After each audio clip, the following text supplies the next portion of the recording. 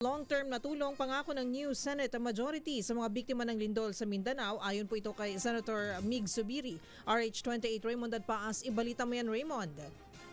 Paunang tulong pa lamang ang nadala kanina ng grupo ng New Senate Majority sa Sarangani Province sa General Santos City.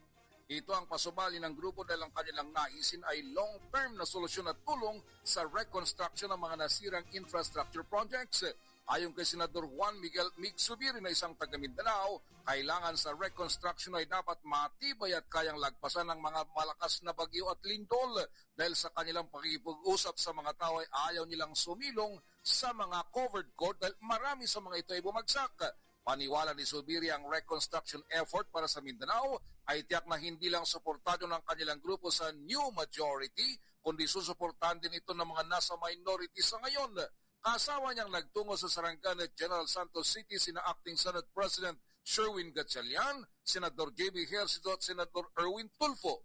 Habang sa kabilang grupo ay may kanya-kanyang relief efforts din sina Senador Christopher Bongo at magkasamang magkapatid na sina Senador Alan Peter at Pia Cayetano. Narito si Senador Mig Zubiri.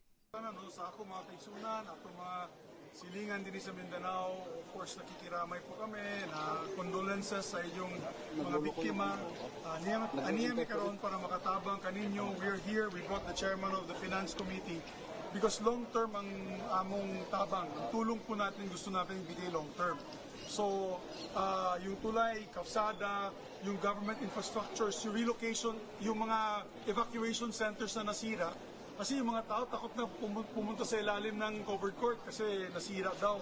So we have to repair that. We have to make it a standard na dapat maski na signal number 9 maka-withstand itong mga ganitong klaseng linog. No?